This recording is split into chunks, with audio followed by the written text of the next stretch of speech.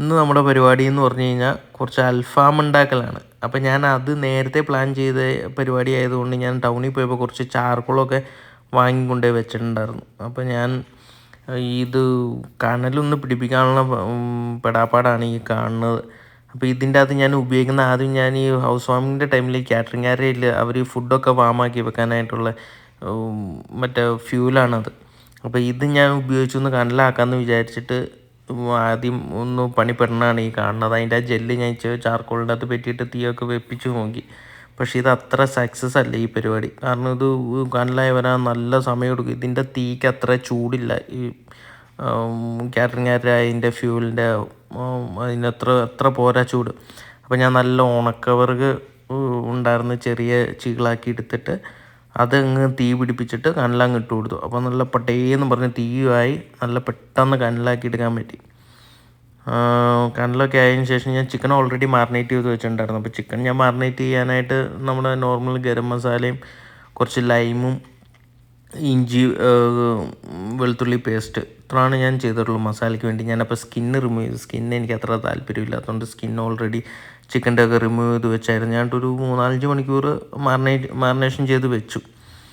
അപ്പം നമ്മൾ ഇതിന് ഗ്രില്ലടിക്കാൻ വേണ്ടിയിട്ട് വാങ്ങിച്ച ഈ ഗ്രില്ല് ഞാൻ ആമസോണിൽ നിന്ന് വാങ്ങിയത്. ആമസോണിൻ്റെ അന്നെങ്ങാണ്ടൊരു 400 രൂപ എങ്ങാണ്ടുള്ളൂ ഈ 2 പക്ഷേ ഇതിൻ്റെ ക്വാളിറ്റി ഒട്ടുമില്ല. കാരണം ഇത് ഒട്ടും ബലമില്ല. ഇത് വളരെ ലോ ക്വാളിറ്റി ഐറ്റമാണ് ഈ സാധനം. ഇതിൻ്റെ ഈ ലോക്ക് ഈ നല്ല കനലിൻ്റെ ചൂട് അങ്ങ് അടിച്ചപ്പോഴത്തേക്കും ലോക്ക് അങ്ങോട്ട് സ്ട്രെയിറ്റായി അങ്ങ് വരാൻ തുടങ്ങി. അപ്പോൾ അതങ്ങ് വിട്ടു തുടങ്ങിയായിരുന്നത്.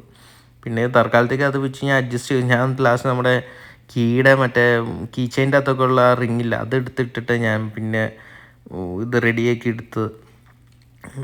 ഇതത്ര ക്വാളിറ്റി ഇല്ല. നിങ്ങൾ വാങ്ങുമ്പോൾ ഈ സാധനം നല്ല ബലമുള്ളത് നോക്കി വാങ്ങിച്ചില്ലെങ്കിൽ 1 ടൈം യൂസിനൊക്കെ ഇത് കൊള്ളത്തുള്ളൂ. പിന്നെ ഞാനിത് ചിക്കൻ സോഫ്റ്റ് ആകാൻ വേണ്ടി ഞാൻ മേളിൽ ബ്രഷ് ചെയ്ത് കൊടുക്കുന്നത് നമ്മുടെ നല്ല വെളിച്ചെണ്ണയും നാരങ്ങാനീരും ഉപ്പും കൂടെ ഞാൻ മിക്സ് ചെയ്ത് വെച്ചിട്ട് അതാണ് ഞാൻ ഈ ബ്രഷ് ചെയ്ത് കൊടുക്കുന്നത്. അപ്പോൾ അത്യാവശ്യം നല്ല ചിക്കൻ നല്ല സോഫ്റ്റായിട്ട് നല്ല ജ്യൂസി ആയിട്ട് തന്നെ അങ്ങ് ഇരിക്കാൻ ഭയങ്കര നന്നായിട്ട് ഡ്രൈ ആയിട്ടില്ല. ഡ്രൈ ആയി പോയി കഴിഞ്ഞാൽ പിന്നെ ഒരു സുഖം ഉണ്ടാവില്ലല്ലോ. അപ്പോൾ ഞാൻ നന്നായിട്ട് ബ്രഷ് ചെയ്ത് കൊടുത്തുട്ടോ. അത്യാവശ്യം നന്നായിട്ട് എപ്പോഴും ഇടയ്ക്കിടയ്ക്ക് ഞാൻ ഇങ്ങനെ ബ്രഷ് ചെയ്ത് കൊടുത്തുകൊണ്ടേയിരുന്നു.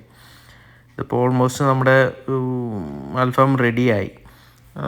നല്ല ടേസ്റ്റ് ഉണ്ടായിരുന്നു ഇത് കഴിച്ചിട്ട്. അപ്പം നമ്മളിത് ഇപ്പോൾ അനിയനും